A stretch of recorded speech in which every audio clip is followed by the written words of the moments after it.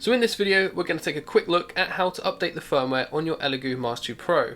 So all you're going to need is your printer and a USB stick, and when you're ready to get started, click on the link in the description below. So once you click on that link, you'll be taken to the support page for the Mars 2 Pro on the ELEGOO website. Now on here you'll have a couple of options. You can actually download all the original files that were on the USB stick that came with the printer, and you can also download the latest firmware update. Now what you want to do is just double check that this is a later version than what your printer's running. And to do that, you want to go to System, and then About, and then you want to check the start and the end of the third line. So if this is showing a later version, to download it, all you need to do is click on this link and download the zip file. Once you've downloaded and extracted that, you just need to copy the files and put them onto your USB stick. And once that's done, all we're going to do is follow the instructions down here. So all you have to do is put the USB stick into your printer and print the files that you've just downloaded. But you have to do it in this particular order. Now, before you do any of this, please make sure that you are downloading it for the right printer. In this video, we're obviously taking a look at the Mars 2 Pro, but if you have the Mars or the Mars Pro, you just want to go up to the support tab up here and click on this link where it shows firmware. And then this will show you the page for all of the printers. So if you've got a Mars Pro or a Saturn, go on one of those pages and do exactly as I've just shown you. Okay, so to get started, you want to plug your USB stick in, and then you want to go to print, and then you need to look for the SH4 file and then send that to print. Now you don't actually have to click confirm. The printer automatically restarts and does the update for you, and I think it gives you a beep when it's finished. And then you're ready to print the next file. Now the next one you want to look for is the CBD file.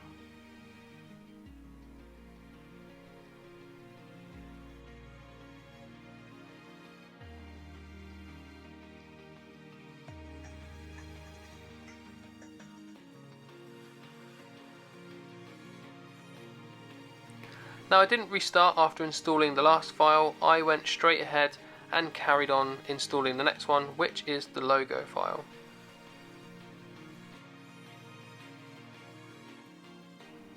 So next up is the bin file, and if you ever can't see which one it is exactly, you can always open them up before you print them just to double check. This one is the longest of the bunch, but it only takes about a minute to install.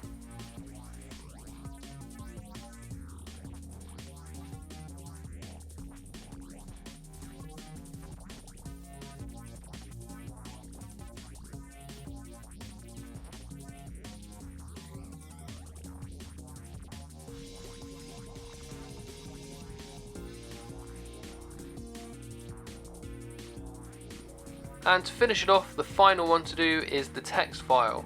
Now this appears to be an updated version of that G-code file that comes pre-installed on your USB stick.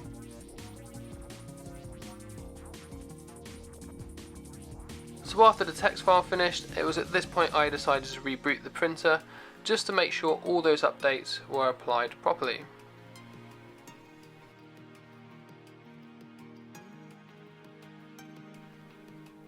And once we were back in, I just went back through just to make sure that everything was saying it was updated as it should be. Right, so that's pretty much it. All really easy and pretty straightforward enough to do. If you do this yourself, just please make sure you follow the correct order and you use obviously the correct files for the right printer. The only changes I've noticed with this update is that there seems to be a new font on the menus, and that they have fixed that slight issue when selecting English as the language, which I mentioned in my unboxing and setup video. Apart from that, everything else seems pretty much as it was. I did head back over to their website after recording this to see if they had put any kind of change log, to see if they mentioned any other changes, and I noticed they've actually added a second update. So I've gone ahead and put this on my printer as well, and the first time round, as I showed you, when I did one of the files and it said about restarting, I went ahead and just carried on with the next file. This time round with the new update, I actually did restart it after that file, and then carried on with the rest of the process just to see if it made any difference. And for me, it doesn't seem to have made a slightest bit of difference. So I think you can either do that file, then carry on with the rest, or do that file and then restart and then carry on. It doesn't seem to make a difference. It'd be cool if ELEGOO could say, like, you should do it this way. But either way, so far seems to be fine. I've tested it, it's all good. My printer is currently printing after that update, so it's all fine there. Yeah, that's pretty much it. One thing I would say is it would be amazing if in a future update ELEGOO could add like an option when you do the manual movements to, like, when you're resetting your build plate and stuff. It would be great if there was an option, like when you press the home button, if there was an option the other way around where you could just tell it to go all the way to the top without having to press up 10 about 10 times. It'd be cool if they could make a way of that happening. That would, like I said, be really handy. Anyway, I'm mumbling now, rambling, whatever. If you found this useful, I hope you did, and yeah, see you next time. Thanks for watching.